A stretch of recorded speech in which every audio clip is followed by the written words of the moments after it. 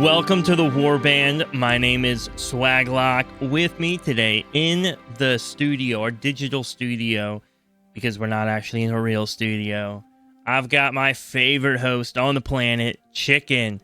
Dude, Chicken, What's it up? has been such a good week. 1 week. Oh, It has been 1 week. I thought you were going to say it's been forever since we've talked. I was like, Dude, it's been 1 week. 1 week. But I will say it is 1 week closer to our road to 100, right? So we're on episode 96. We're working towards 100 episodes of the Warband podcast. It has been exceptionally exciting as we kind of continue this journey, continue this conversation about the podcast, where it's been. I don't know if you've ever listened to the earliest episodes, but like sometimes I cringe a little bit at things I say or do.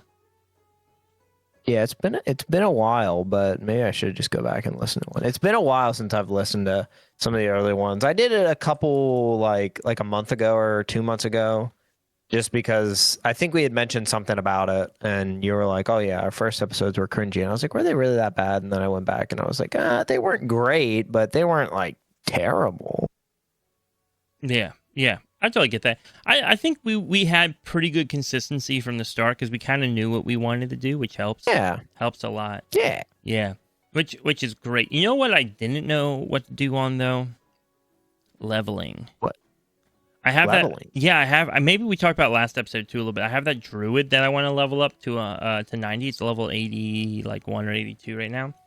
And so, yeah, I saw that. Yeah. I saw you leveling. And so it's one of those things where I'm probably just going to go hop on it after this recording and just spam some delves to get all the delve quests done. And then go. Yeah, and then just try to level. I've heard once you get all the delve quests done, if you just get it to 86, turning in those quests pretty much gets you to 90. I've heard. Wait, really? I've heard. I don't know. I can't confirm. I've just heard that. Huh. Maybe true, maybe not true. If anybody's That's listening, please let me know. crazy. Yeah. So my plan was 87, get to 87, and then go turn all those quests in. Seems a little bit more doable, a little bit more manageable. And Dude, that sounds mega manageable. Mm-hmm.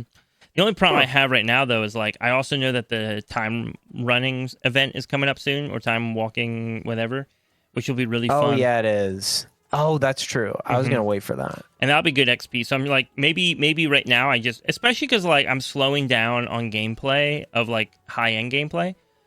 So my DK right now, working on my 15s at the moment, which has been pretty good, nothing crazy. Slow progress. Low prog. I do need to push myself a little bit more. It's really just about a confidence thing. I just gotta build up my confidence. I gotta be more okay with failing keys.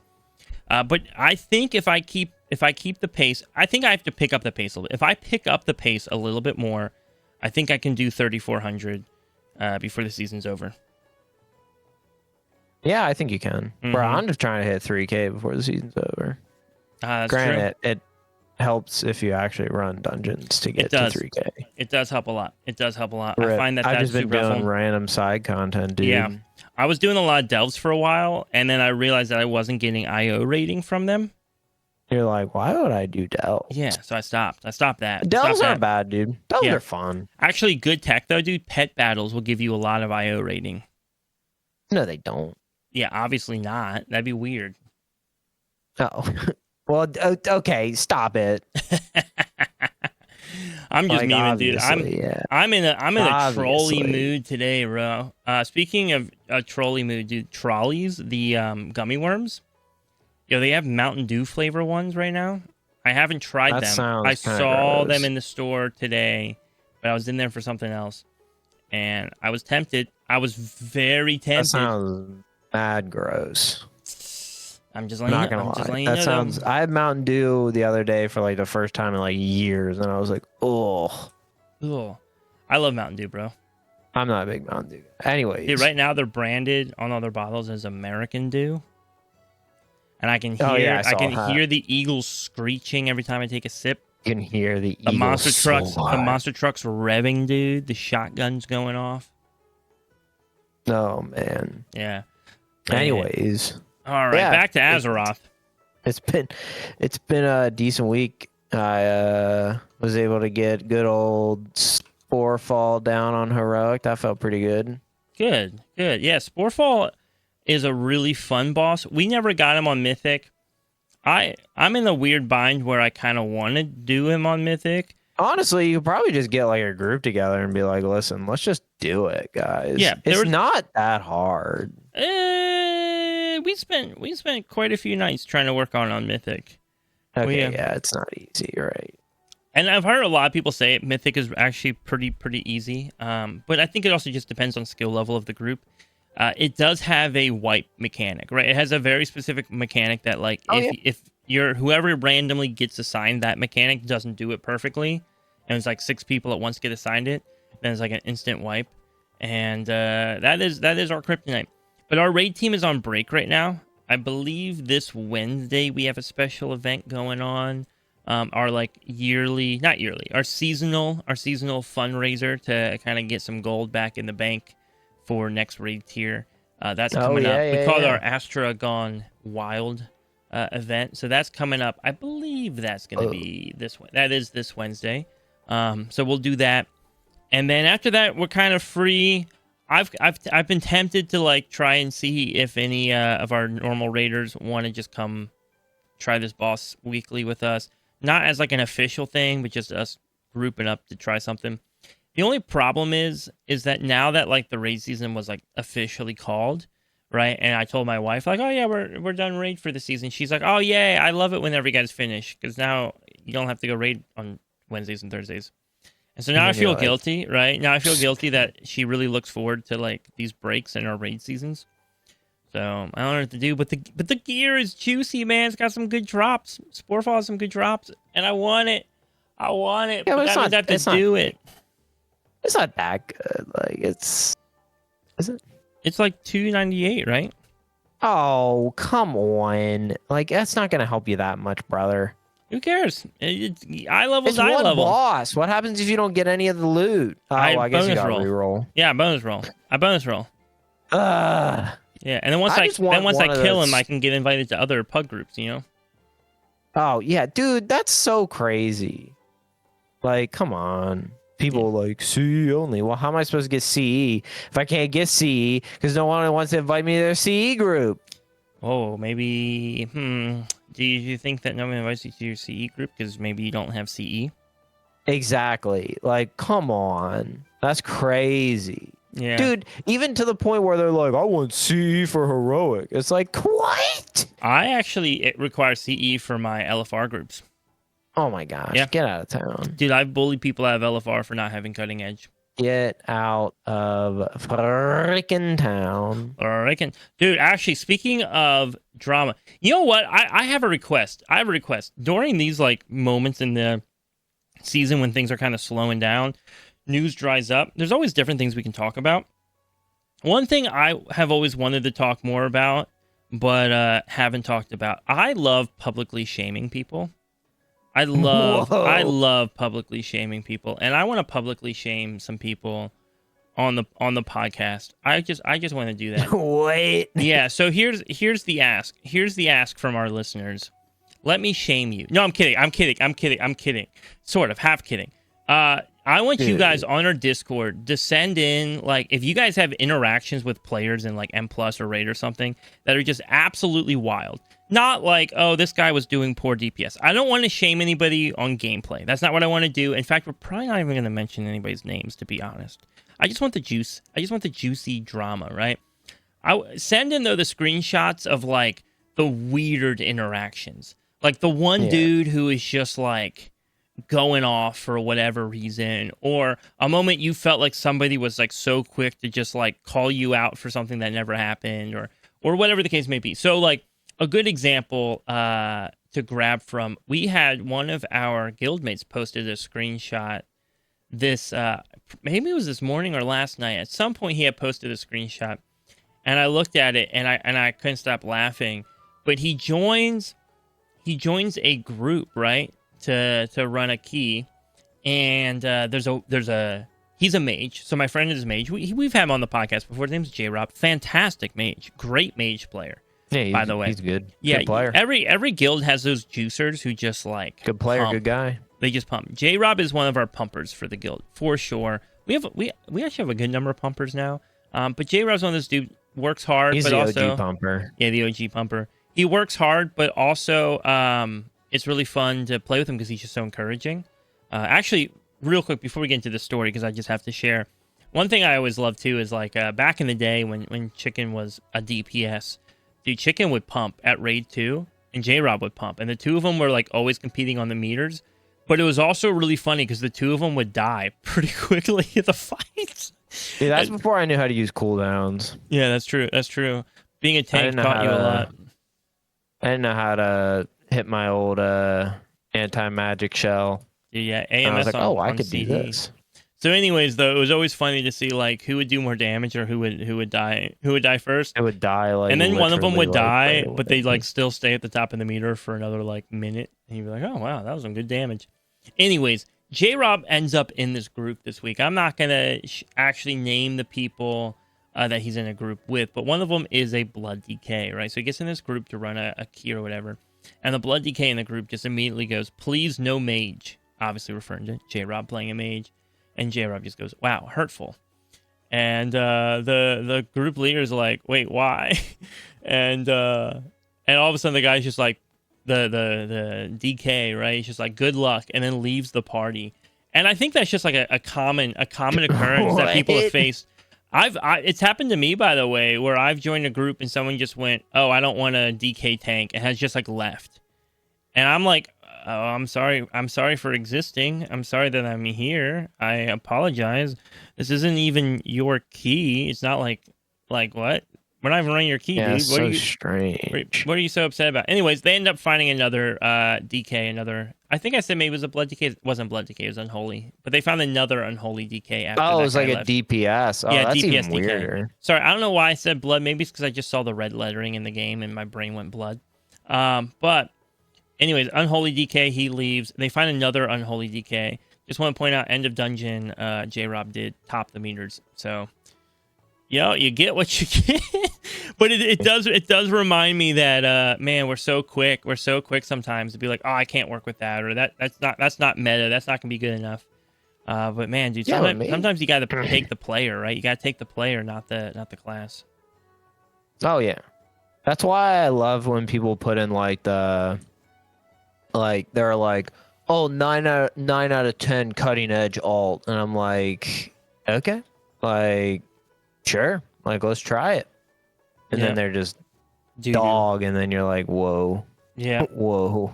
Yeah, no, I get that. I pay for my cutting edge every season, and so it does make it hard to keep up with what people assume about me. 9 out of 10 cutting edge. Dude, actually, I've never once paid for cutting edge, but someday I do want to try and actually get like cutting edge, and then just join a bunch of groups that like well overqualified for, but just like send them the achievement like, "Yo, I'm cutting edge, I'm cutting edge, I'm cutting edge," and just see what happens. Just join a bunch of LFRs and just be like, "Yeah, I'm cutting edge. I'm cutting edge. I'm cutting edge." Just trolling. Dude, anyways, Chicken, I think we gotta get back on topic a little bit.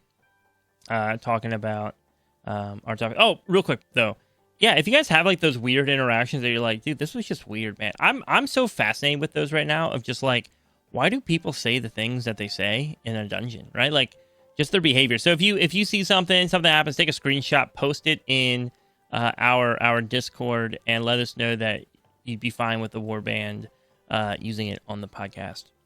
But anyways, on to our main topics for this episode. There's more info about 12.1. Chicken, you were doing some of the journalism this week on getting info.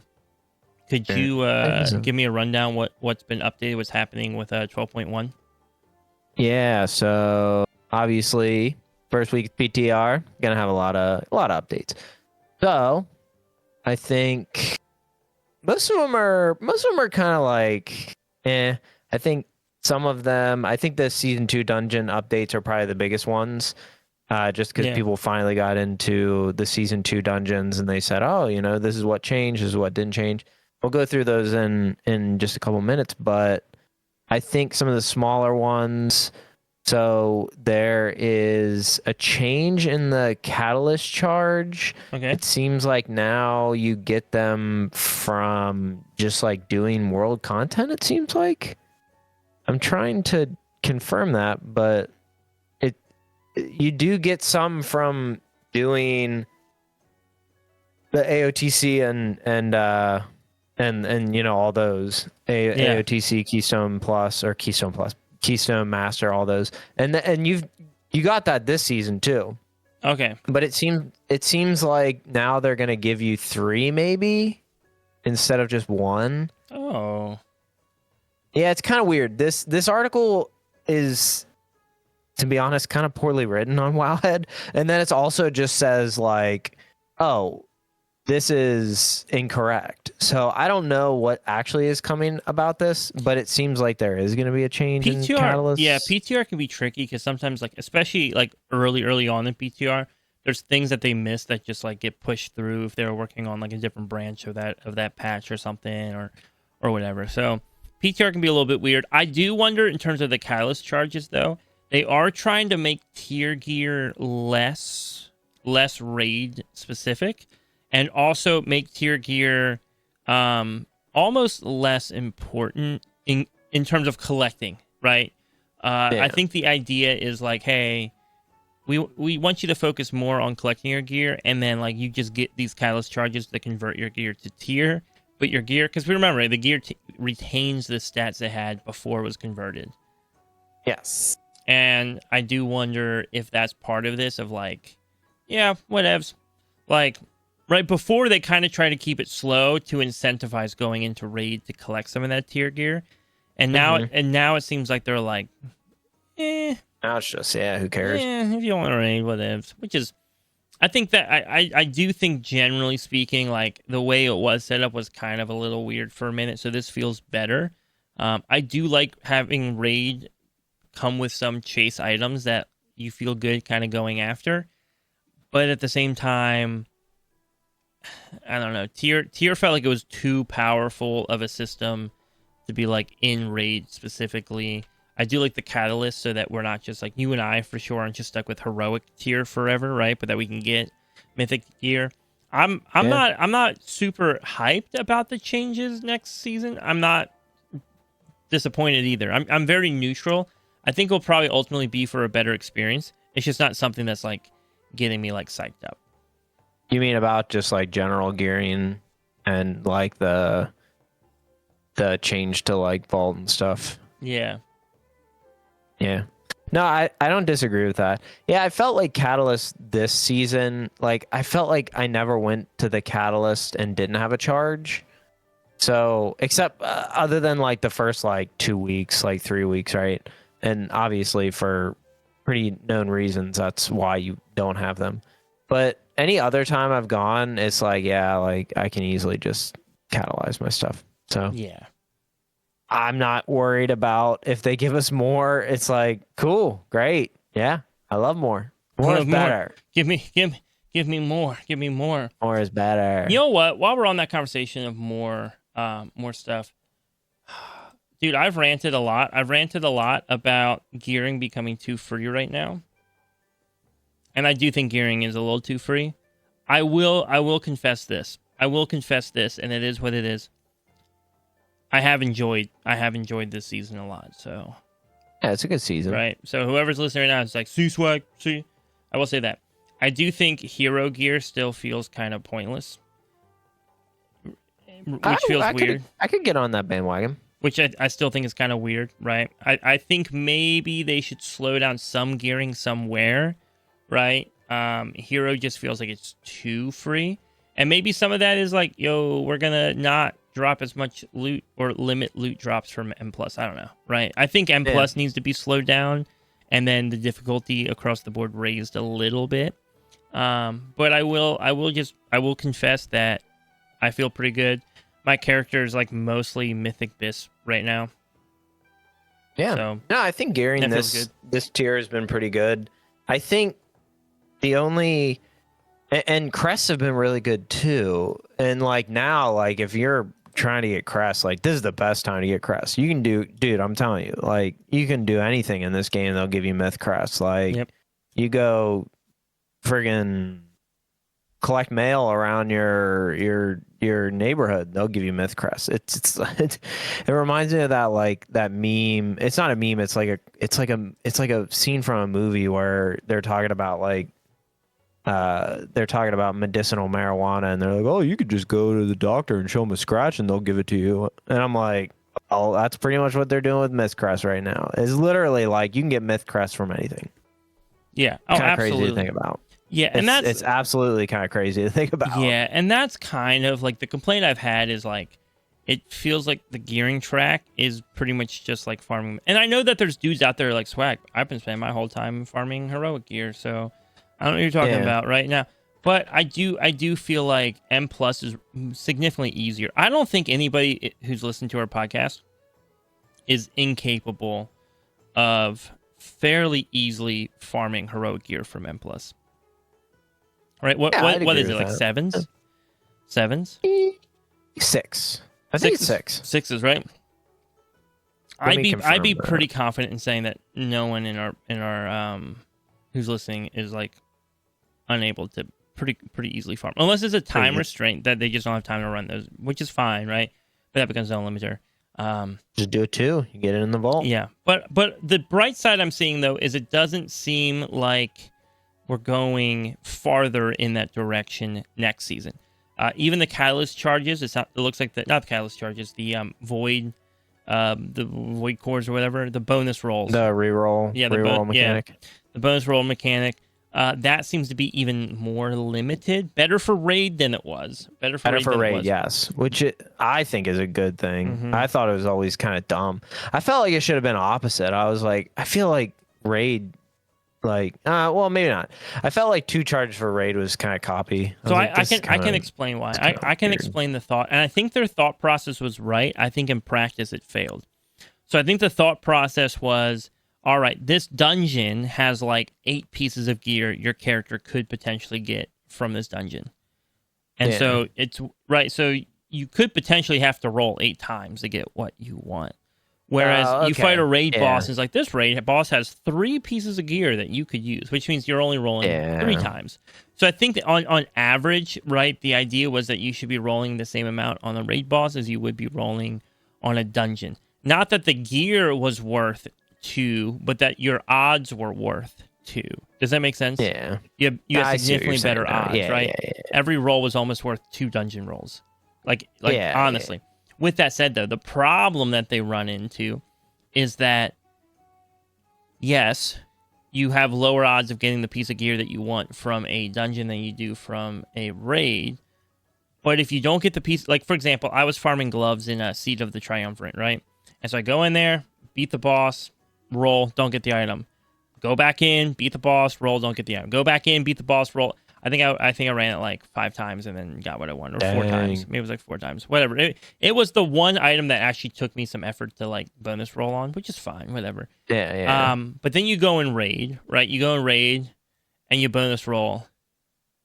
You don't get the item. So, for example, I was going for the Gaze of the Onseer, right? I bonus rolled the first week we killed him on Mythic. Didn't get the item. I can't just go back in there and kill him again on Mythic. And true, bonus roll again, right? So now I have to go back. I have to wait a week. Yes. So while technically it made sense on paper because the loot pool was smaller on the raid boss, practically speaking, I could get it done within 1 week. Heck, I could do it within a day. I keep re-rolling, right? But for raid, it's like, oh, I failed. I gotta wait a whole nother week. Yeah, you gotta wait. Yeah, it's kind of that's where it fell short. That's where the system fell short. The other nice thing that they're doing right now, though, is because it's a one roll for both raid and dungeons. Now, when you roll in a dungeon, you're using your weekly limit right off the bat, right? So it's not like, for example, yeah, sure, raid you could use 2 to have a better chance of getting an item. But I went into Pit of Saren, rolled 6 bonus rolls in within. I think it took me like 2 hours. Right, ran Pit of Saren 3 times, and got like 3 items. I ended up getting 6 items from Pit of Saren back to back to back that I wanted. Every one of them was the piece I wanted. Yeah, it was awesome. I think there was one item that, or maybe one or two that weren't technically BIS, but they were good upgrades over what I had currently. So I was happy to get them. But for the most part, like it was just back to back to back. I got everything I wanted, didn't get a piece of gear I didn't want. And so I'm just like, boom, 6 rolls in. I'm goated on loot, right? Feeling it, yeah. Versus like going into a raid, and now I've very quickly spent 4 to 6 bonus rolls just to not get the gear I want. And so I think by saying, hey, you get 1 bonus roll a week, you can use it on the raid boss, you can use it on the dungeon, whatever, it naturally balances out because, yeah, sure, you have better chances on the raid boss to get that piece of gear, but you can also refarm the same dungeon pretty often if you want to get a piece of gear. And so really it just comes down to like, hey, you have 1 bonus roll, where do you want to use it? It does make the raid bonus roll a little bit more desirable because, again, your odds of getting what you want are higher, which is pretty nice. It can be harder if you're not in a like mythic raid farm group though. Although next season bonus rolls in heroic will give mythic, correct? I don't know. I'll look it up. I believe I'm correct on this. I believe we talked about last week that heroic difficulty will give mythic loot in the vault. Oh, yes, it will. Yeah, it will. You're right. Yeah. So what even is the point of heroic gear? Okay, anyways. Okay. You know where my frustration with heroic gear probably comes from? It's probably because by the time our guild gets into heroic like raid, like most of the raid teams like outgeared right? So I'm going in, we're killing bosses, and I'm just like greed rolling or like transmog rolling on everything. I'm like, whatever, I don't even care. But yeah, you're just like, okay, yeah, don't need this, but it'll work. It'll nice mog. Yeah, nice mog, dude. Good mog. I always love we do like towards the end of the expansion when we start doing like more silly raids or like achievement based raids or things that are just like more relaxed.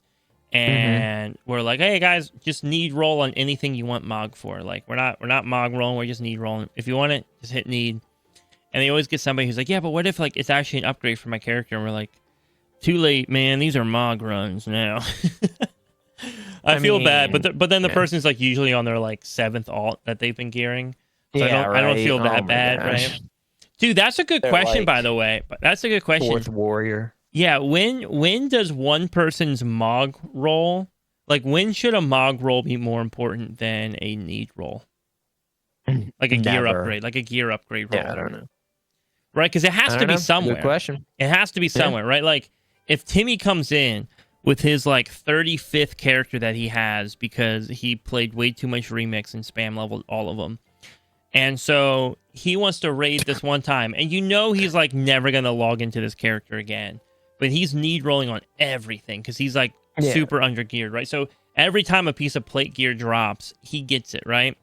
But then like John over there, who's been raiding all season with us on that same character, and who's on that character tonight just to help make things easier for everybody, right? Nothing's an upgrade for him, but he'd really love to have some of those transmogs because he's been playing the same character since Classic WoW, or since Vanilla, right? Since WoW first launched. Since Vanilla. And he will probably continue playing this character till the day that the sun burns out, and beyond that, maybe even. And he just wants the mog, bro. He wants to look good. He wants to stand around in Silvermoon looking good. Right? At what point does John deserve to get that gear for transmog over Timmy getting that gear for eye level upgrade or power upgrade? Right? Like, yeah, I mean, I think it's now, I think he deserves it now. Yeah. That's always a tough question because at some point it's like, yeah, I understand that like making your character stronger is important. But at some point, like you've now done that, right? And so the problem you run into, right, is John has been raiding with us all season, and Timmy has played 4 different characters. I knew nobody, it's not someone on our raid team currently. I just want to clarify. They're not on our raid team at the moment. But I did know somebody one time on our raid team who I think over the course of the season swapped to like 3 different characters. Yeah, like 3 different characters he played over the course of the raid because he would get bored of one. He would like gear up one totally and then get bored of it and go make another. And his whole thing was like, oh, just, I got bored. If I'm going to raid, I want to play something that's still fun and exciting. What was really happening was as soon as he wasn't getting upgrades from raid, he would start bringing another character to raid so that he could continue need rolling on upgrades. Yeah. And that's kind of lame, bro, dude. So Like, so what happens is in that situation where you have John, who's been playing forever, right, on that same character, and he's pretty geared up, but he still wants something to transmog, but he's been committed all season, right?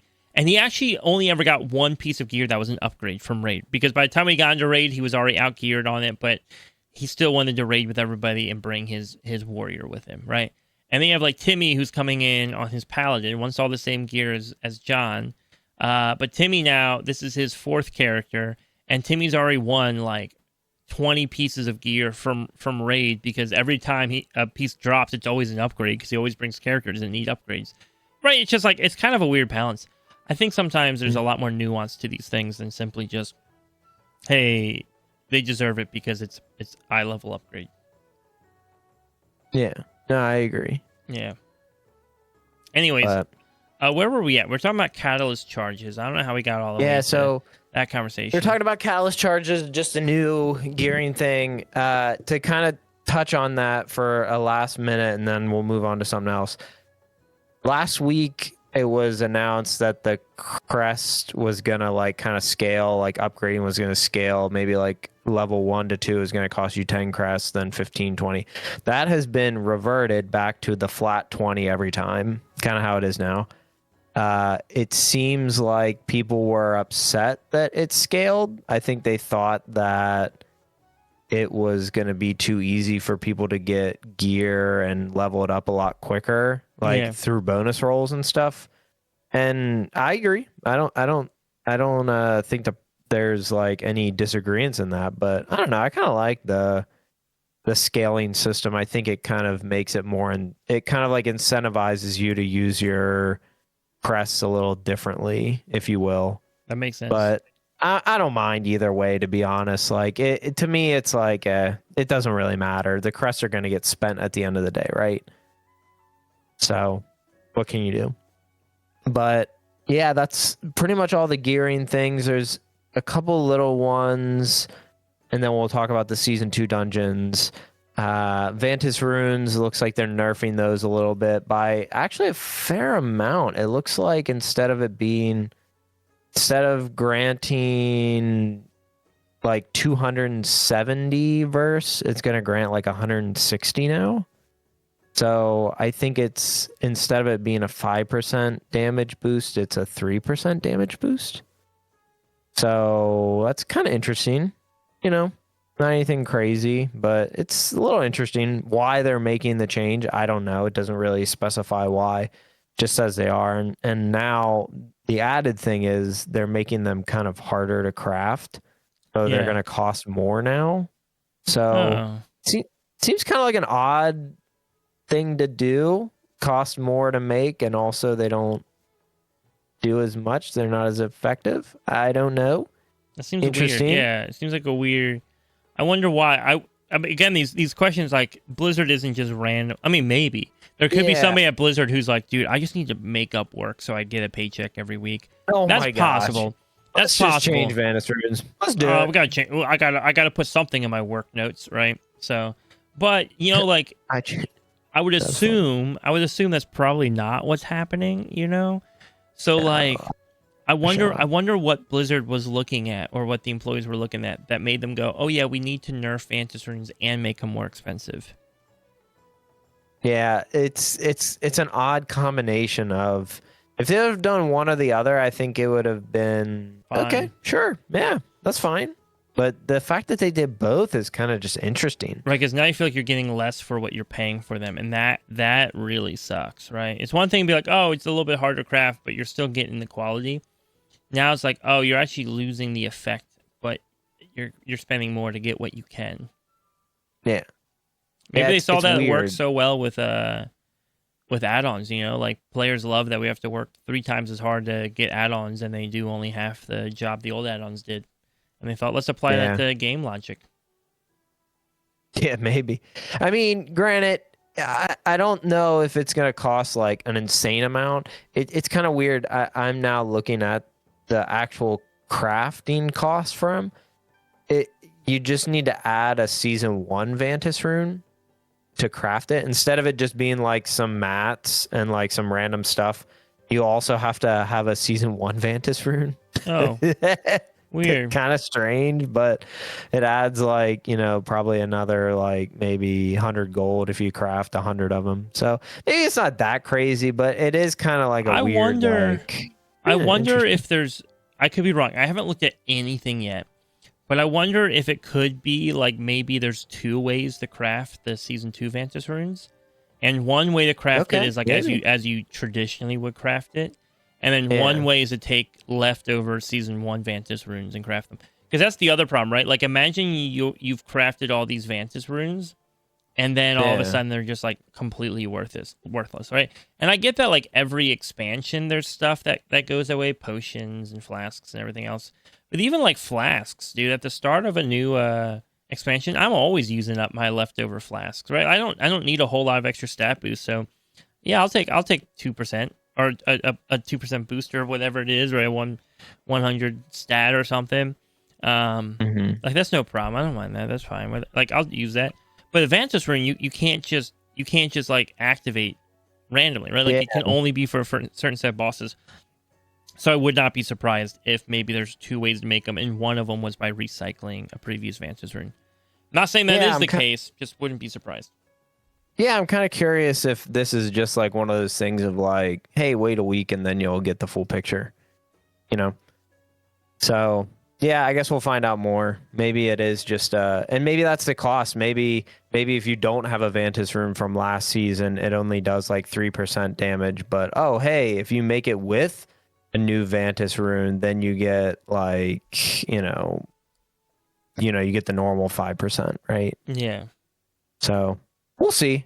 I mean, this could just be a quick thing or something that we're just missing, Things come out, people data mine, and, it's like, oh, it wasn't finished, but okay, oh, yeah, sure. The number of times something changed and is caught in data mining, and then people are like, oh, yeah, we were just testing it, but there's no way that's, like, going to stay.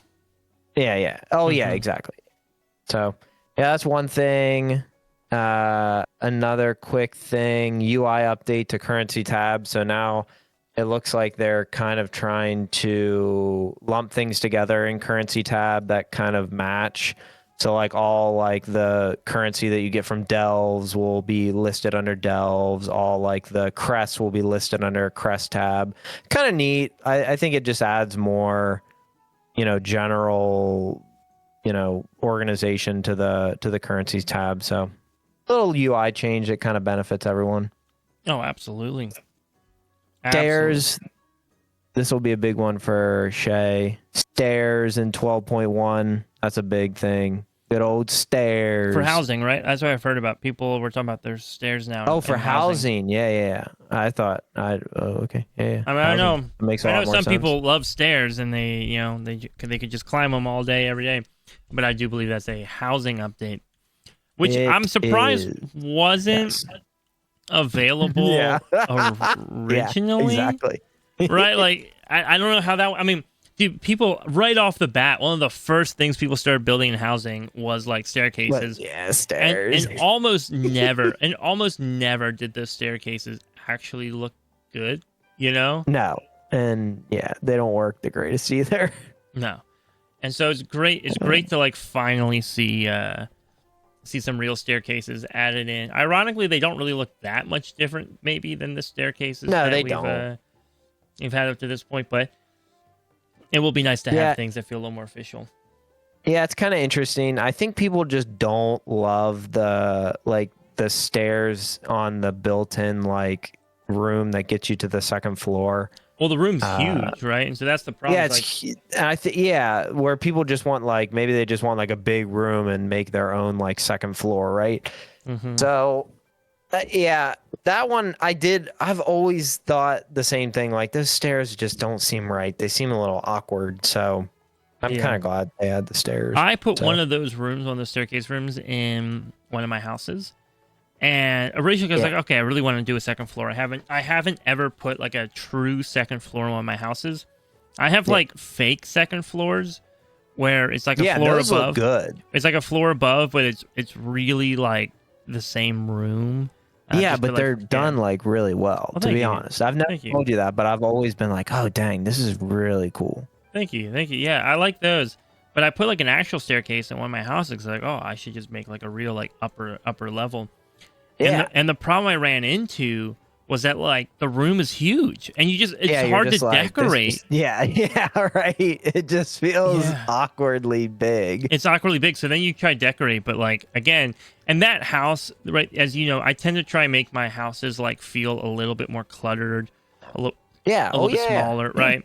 And so now all of a sudden I have this massive room. I'm like, how do I make this room feel smaller than it actually is? Yeah, no, I agree. Yeah, so that'll be fun. I think that'll add a lot of creativity. Yeah, so what everyone's waiting for, the big old discussion about Season 2 Dungeon. There's not anything crazy. I'll just go through what people are saying. And this is all just kind of, generalized. Okay. There's a blue post about it if you want to go read it. There's a lot more details in it, but this is kind of how WoW had summarized it. They're updating cones and line abilities to look a lot more visually appealing and that they're a lot easier to see. I think people struggled with what's it called? The first boss in Windspire. I think people just struggled where the bird was actually spitting his like frontal cone during his like intermission phase. Do you know what I mean? Did you struggle with that? Do you want my honest answer? Yeah, I want your honest answer. I know you want to be nice right now, but give me your honest answer. Not really. Nah, dude, never once. But I feel like people do. I feel like there's that one person that just, because it is a little hard. But for a melee, it's easy because you just stand right in front of him. So if he's looking right at you, it's like, okay, he's gonna spit right in front of me. But I guess for a ranged, it might be a little bit harder. Sometimes I feel like range, you need to learn how to not always be so far away. Like I know some range players who will like always play at the absolute like farthest distance they possibly can. They'll probably run until their spell turns gray and then slowly tab forward until it lights up. That then cast it again. Until it lights up, yeah. Right.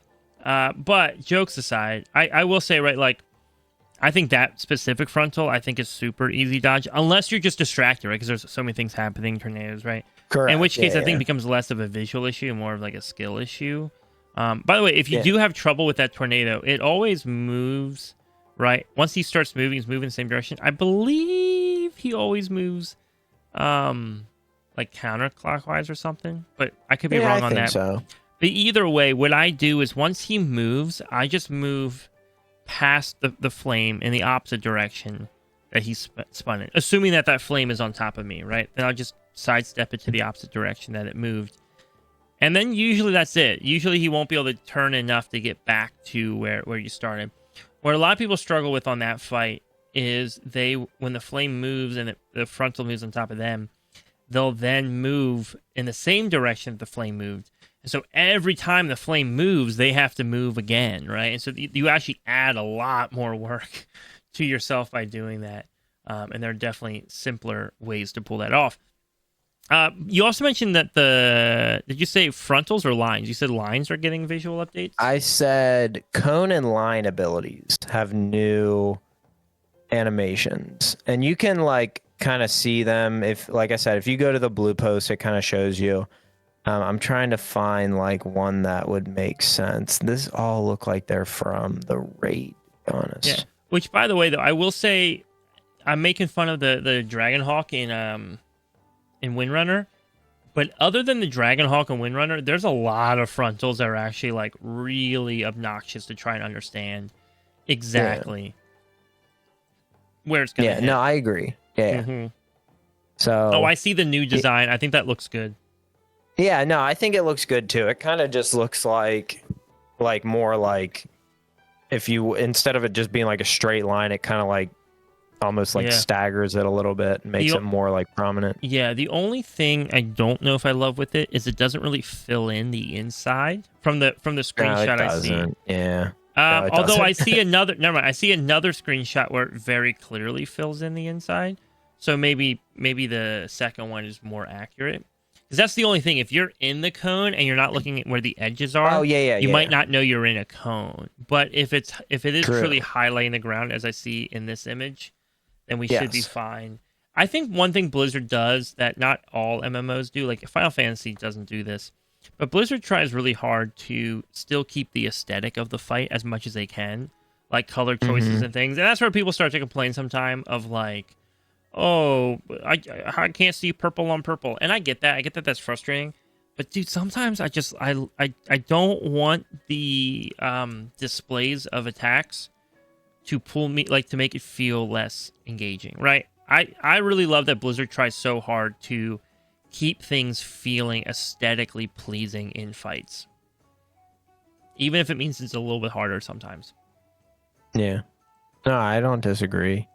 Yeah, I think that is one thing that WoW does pretty well that I've seen that other MMOs just kind of struggle with.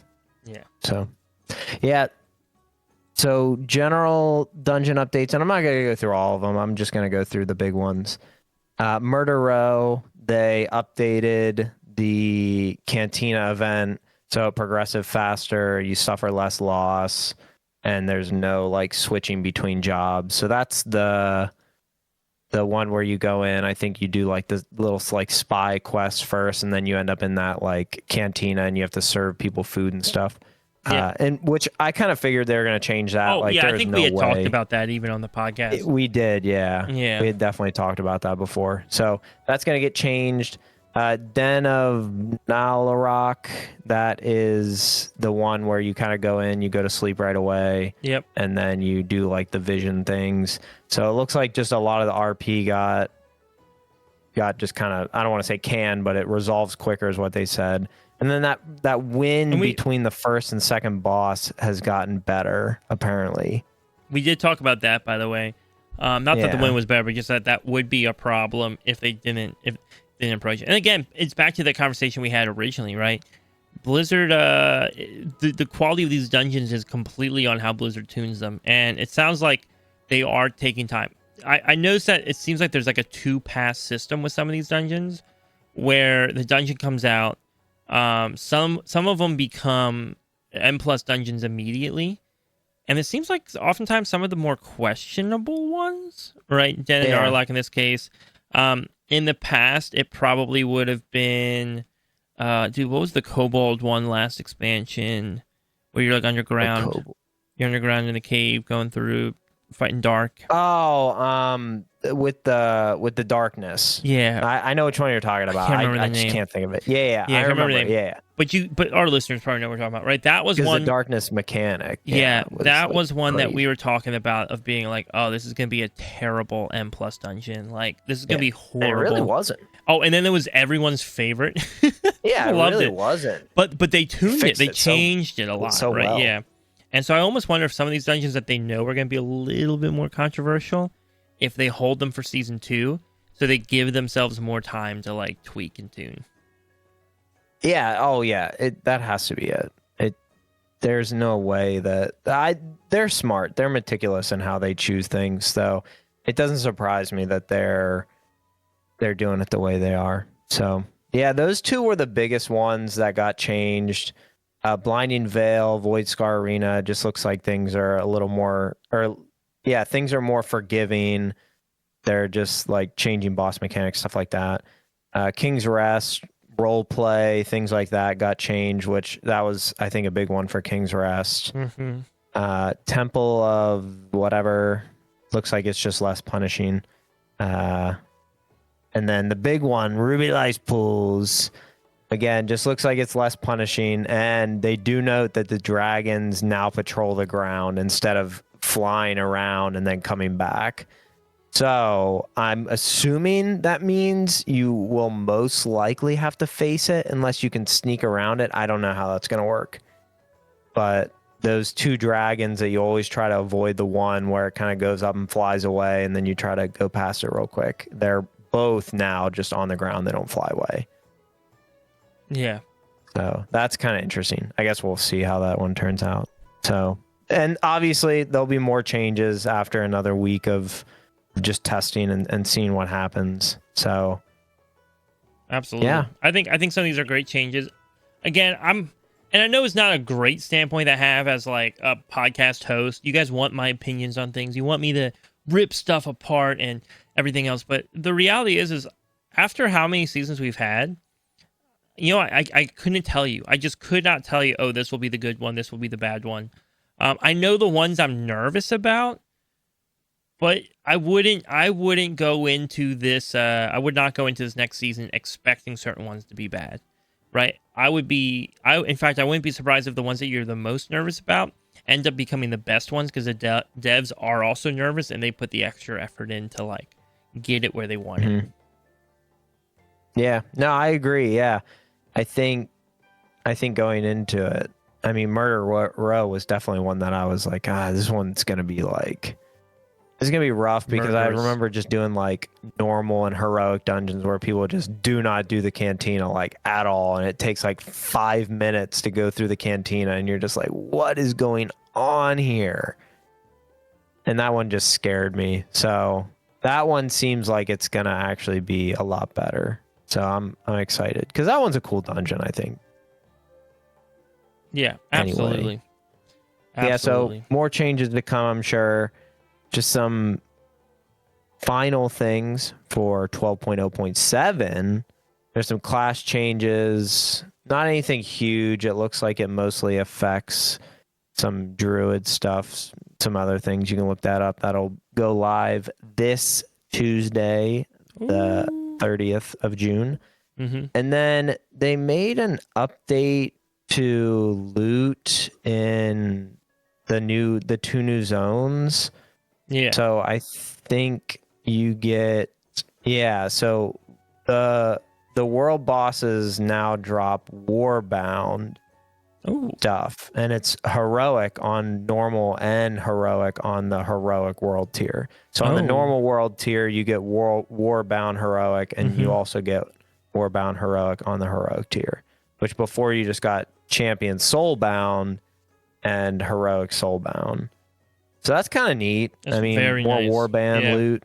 I'm always good for Warband loot. So, yeah, it seems like that was their big change. They changed just general things. Rares drop Warbound stuff instead of just Soulbound, which I appreciate that. There's nothing. I do not need a heroic 1 out of 6 Soulbound on my DK, but I'd love to get some Warbound stuff. That'd be great. Oh, yeah, it's so helpful. And it's encouraging, too. Like, when you know that you have some loot that you can toss to a character that would really get a big upgrade, it makes it fun to kind of do that content. And to be able to bring a character that you're more excited to do that content on. Right, that's nice. Yeah. Yeah, and because the world bosses are no joke. Like, I did one, and it was rough.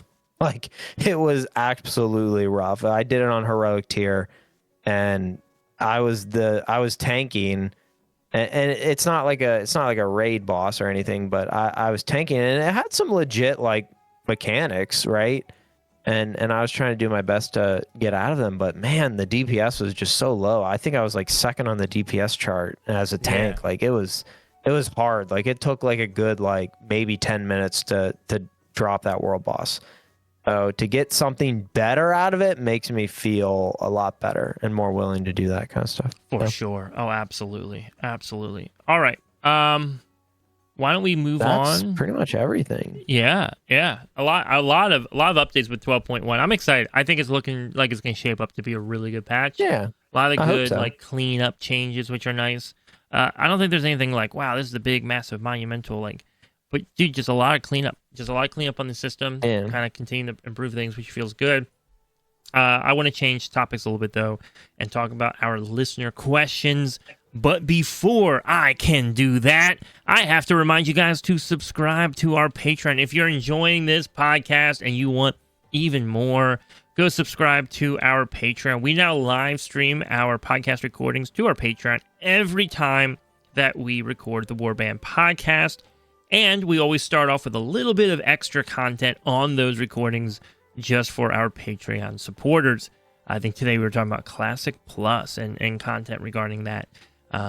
So we want to encourage you, if you are able to and enjoy the podcast, we would really appreciate it if you support us via Patreon.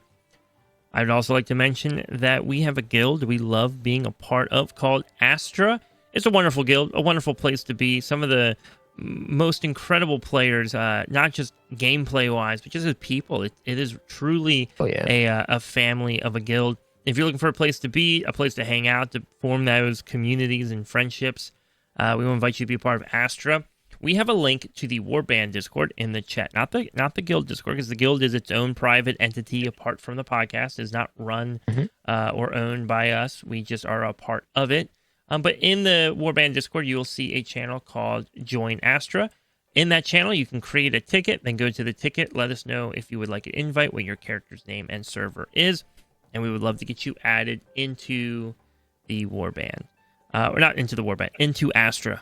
All right, into Astra, the guild is wonderful. Also, speaking of being added to things, if you guys want to be added to our neighborhood for the Warband, it's a Horde side neighborhood. It's pretty sick. We have, I think, maybe 20 spots left in the neighborhood. I'll pop into Discord and just let us know in the general chat, hey, I want to join the Warband neighborhood. Here's my character's name and server. We'd love to have you be a part of that. I personally love walking around checking out people's houses. I do it all the time.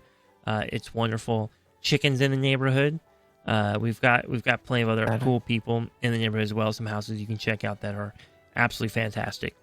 With that said, that's everything I wanted to bring up before we get into our listener question. So the first listener question we have, and by the way, our Patreon supporters do get first dibs on listener questions. So if you are a Patreon supporter, we try to give you priority on those questions. It's just another little bonus that we offer for our Patreon listeners because they're amazing and they're wonderful. So first question coming in from Tiger Ace Ray. In fact, actually, this is a stupid question, Tiger Ace Ray. Why'd you even send this in? Our next question coming in from Philly Rhino. He says, yo, guys, kind of random, but still WoW related. There has been a lot of talk about Classic Plus being announced at BlizzCon. I know you both are retail guys, but I'm curious if there is anything Blizzard could add to a Classic Plus that would pique your curiosity. Maybe even play for a bit. If so, what would need to be in Classic Plus for you to want to play? Not just talking, checking out, but actually playing for a time. As always, I love the podcast, and go Birds. Go Birds. Go Birds. Anyways, Chicken, I think I'd love to hear your response because I dabble in Classic occasionally. I don't do much, but I'll dabble every once in a while. What would get you into Classic Plus that they could add? Yes. So we talked about this a lot before the podcast. Actually, we kind of yapped about it for 2 minutes. Actually, it turned into about 10 minutes of just what we thought that could look like, right? Mm-hmm. And what I think we came down to, and you know, this was this was both of our opinions, right? I made a meme. I don't know if I was actually serious about that. No. I'm not gonna say that. I'm not gonna say that. Okay. I think what they could add to Classic Plus will no longer make it Classic Plus. And I think what that means for other people means that they wouldn't enjoy it and I would. And I think that is not fair to them because they most likely don't enjoy retail. So they're playing Classic because they enjoy it more. And for me to come in and be like, oh, well, I want to add this, this, and this, and this to make it a little bit more like retail. Yeah. And they're like, no, that's not what I want because I don't like that about retail. So I don't want that in Classic. So, but like to answer the question legitimately, I think they would need to add things that just make it more fast paced. Like the thing that I just don't like about Classic is the pacing. I just feel like it's super slow. Like you level, like everything's meaning for you. Like leveling is like the gameplay, and to me that's just not enjoyable, and it's just slower, and I'd like it to be quicker, and I think that takes away the core gameplay of what Classic is. Now, I mean, they can make little changes like we talked about maybe adding flying, maybe adding some some more, end game content that's more replayable. Oh, I was memeing about flying, by the way. Oh, you were? Yeah, that was a meme. I think everything I had said was a joke. Yeah, but like even like to the point of what I was making, like I think if the things that I want them to add makes it no longer fun for people that really enjoy WoW. Correct. Right? And that's the problem, right? But for you personally, right? Like these are things that you would want to see in WoW. Yeah, I mean, Classic Plus for me would probably be great if it started in like Mists, maybe even like one before Mists, right? I'm not super versed in how things play out, but like once Mythic Plus was added, I think that's kind of where I feel like I would really be like enjoying things, like not necessarily Legion. Well, that's where Mythic Plus was added. But like even Mist, I think I enjoyed Mist a lot because it was like a flavor of WoW, of like retail, but it wasn't like exactly like Classic. So yeah, it's hard because what I like would make Classic Plus not fun for everyone else. So that's basically my answer. I don't know if there is a thing that would make me enjoy Classic Plus that makes sense for them to add. Yeah, good question. I'm gonna try and answer this question as genuinely as I can. The problem though with the question is, I do genuinely enjoy retail WoW. Retail WoW is where all my friends play, right? And so I'll go to Classic and play Classic, but it's really hard for me to like commit any serious time into Classic. And I don't think Classic Plus would be any different than that. And then you could be like, yeah, but what if all your friends were in Classic Plus? I would, in that situation, I'd probably still be in retail, and not just sad that all my friends left and went to Classic Plus, right? So like, oh my god, right? There's like no win there. There's like no win. But just be sad. If I were to name things that I think would help me play Classic more, for like Classic Plus, I would say inherently having some sort of quest helper built into it. And not requiring an add-on to do that, I think would feel more natively designed, which I think would be good. I think better tools to form groups in Classic would be good. I think that LFG as a like solo queue automated grouping process is horrendously disgusting and ruins any content that it touches outside of maybe PvP. It's probably fine for PvP, but any PvE content it touches, I think it makes worse. I don't think there's a single form of PvE content that solo queue type like not shuffle, but like just a solo queue for dungeons or raids or whatever has ever made better. If anybody disagrees with me and thinks there is one, let me know. But I truly believe that it's ruined everything it touches. But I do genuinely really like the M plus or like heroic raid or normal raid LFG system where you just post a potential group and then people can queue up for your group. I think that's a great system because it puts the authority in the hands of the players, not like an automated system. And right, so now all of a sudden like you guys feel like responsibility. I think that would be really good for Classic. I think that type of system would be awesome for Classic. And a lot of times in Classic, I don't want to take away the magic of Classic, but I don't know if there's really any magic to just standing in trade chat for an hour going, looking for one more DPS, looking for one more DPS, I'm looking for one more DPS, right? I just don't know if I don't know if there's any magic in that. So I probably want to have some sort of like system for that. 2, in Classic Plus, I would make mounts still hard to obtain. I would not want to go flying. I would not want to have flying mounts in Classic Plus for whatever extended content they add in. I think there's something really magic about Classic that forces you on your feet to travel and explore and makes places feel a little more magical when you find them because you're not just flying everywhere all the time. So things feel a little bit more special. I do agree, though, that sometimes the combat can be a little overly simple, especially when you're leveling, but part of that might also just make it easier for leveling because people can learn quicker, so I don't want to be too harsh on that. I do think cool gear would always go a long way. But I don't know what would get me out of retail, and that's the hard thing about the question. So let's say I had the time. I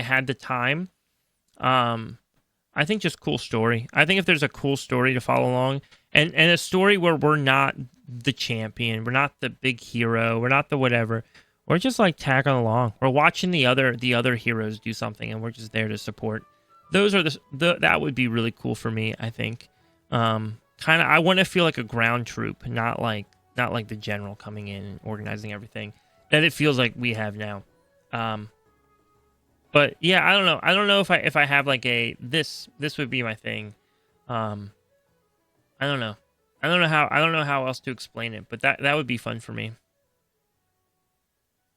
Yeah, no, I think all of that actually makes sense, just because it's just, yeah. I will never yuck your yum. If you love Classic, I'm happy for you, but it's just not for me. And Classic Plus, I don't want to ruin that for the people that want Classic Plus, right? Yeah, absolutely. All right, before we move on to our next question, let me just clarify. I threw away Tiger Ace Ray's question, and in case people are like, dude, why did you do that? It wasn't really a question. He was just memeing, and somehow it got copied into our notes. So that's well, so that's why. But also, I love Tiger enough that I wasn't just going to ignore it. I at least wanted to like make reference to it. So he's probably just like, bruh, come on. He probably loved that it even got mentioned. That's Tiger's fair, awesome. I love that guy so much. I really do, man. He's one of my favorites. All right, question coming from the one, the only Dr. Beast Mode. It says, was there a feature that was added in Midnight you were incredibly pumped for, only to be let down or only engaged with it a few times? An example I have would be housing endeavors. I find it hard to go back to the old content to engage with the endeavors when I feel like the pace of the new content release is so high. Are there any other features that you have similar feelings towards? I would agree on housing endeavors. In part, I think they miss a little bit. I don't think the content of them is super fun.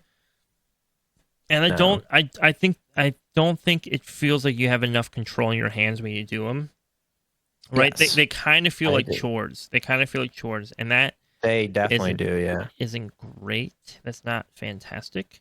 I don't love that, but whatever. Yeah, they missed a little bit with endeavors, and they should have definitely made endeavors board and alliance specific, because now it just feels like if you get an endeavor that you had in your horde neighborhood and now you have it in your alliance neighborhood, you're like, oh, what's the point of doing this? Right? Yeah. Like, I already got all the stuff that vendor sells. So what's like, quantity was definitely not enough. They only made like 5 or 4? Yeah. 4 instances.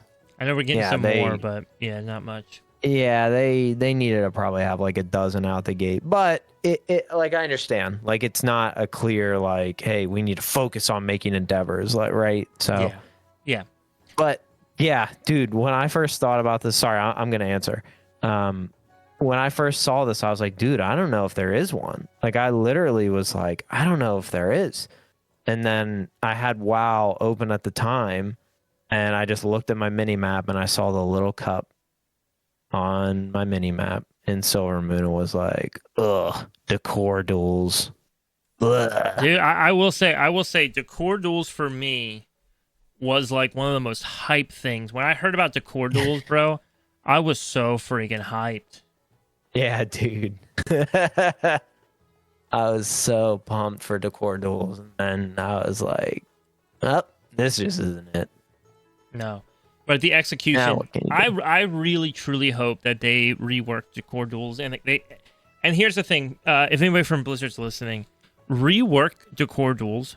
Don't make it so focused on making sure that all the props get found. The fun of prop hunt is not getting found. That's the fun of prop hunt, right? Oh my goodness! Like, don't go like right now. It seems like so heavily leaning towards the hunter, right? Punish the hunters, right? Yeah. Go play some real prop hunt, and then like figure out the things that make it fun. Incorporate that. Once you do that, once you get decor duels to a place where it's really fun, what you have to do, I promise you have to do this. You have to come out and be like, hey guys, we missed the mark on Decor Duels. We now have Decor Duels 2.0. Try it out. It's gonna be a lot more fun. You need to let people know that you fixed it, because people want to play Decor Duels. Like, man, like me and my friends, we want to play Decor Duels. Like, we've been watching, was it Mecha Chameleon recently? All those VODs. And we're like, oh, we got to play this game. It looks so fun. It looks awesome. It's basically just like prop hunt, but instead of props, you like paint yourself to match your surroundings. Oh, I've seen that. Yeah. Right? And we're like, oh, we got to play this. But dude, me and my friends, we all play World of Warcraft. So like, if it's something in game, it's so easy. So it's like, don't even think about it. All that to say, I totally 1000% agree. It's like I'm really disgusted with Decor Duels, and if they do remake it, and they just got to be like honest, like, hey guys, we flopped a little bit. Here's a better version of what we think you'll like. So, but we'll see. We'll see what they end up doing. I can't think of anything else though. I don't know if you could think of anything else in Midnight. If I were to come up with a feature that was like pretty important for Midnight, I haven't really done Prey. Oh yeah, Prey. Yeah, Prey was kind of cool at the beginning, but they haven't done anything to make it more engaging. I think this is something that we can talk about in a later week, but I think something that I really want Blizzard to do in the future, instead of adding like these ritual sites or like adding like all this stuff, like just build upon the current things you have and add more features to those. Yeah. Like the disk drive for delves, like that to me was like, this makes sense. Like you have delves, just add things to it. I thought that was a good addition into the game. Yeah. Instead of making just like a whole new island where you have to run around and get gems for a ring, like that, like it just doesn't make sense to me. It's like, just like they could have easily made the new like 0.7 gear upgrading things like something with delves where you, or not with delves, with prey, where you had to go like do all these prey and like super prey or something, right? Like, anyways, I digress. Yeah, it's just it needed more. It needed more, and they weren't able to deliver on that. But oh well. I don't know why I never really got into Prey. Maybe I really should do some Prey and try it out. I could be wrong. Housing decor, baby. It just never hit. Oh yeah, that's true. Give me more housing decor. You get like the statues, like you the get trophies. The little trophies, but I want things that are like cool, dude. You know what Prey should give? Give me weapons I can put in my house. I don't know why Blizzard's been like holding off. That would be kind of neat, yeah. On weapons. By the way, that would be a lot better. There is a new item coming out. I think if you do like all the Argentina stuff, you can get a weapon rack for your home that players can put their weapons on when they enter in. And it just like totally hides your weapon appearance completely. That's sick. Yeah, and then a bunch of people were like complaining on X, the Everything app, because they're like, wow, is everybody too wussy now that they have to have no weapon rules in their homes? I'm like, guys, it's just kind of cool that we can have a rack to put our swords on. I think that's sick. I think that's sick, dude. You guys are reading way too much into this. What is wrong? I tell you. Yeah, man. That's why I play World of Solocraft. It's like World of Warcraft, but I'm just kidding. I don't know where I'm going with that. Anyways, everybody, thank you for listening to this episode of the Warband. We are so excited to be here. This episode was sponsored by your favorite MMO, New World.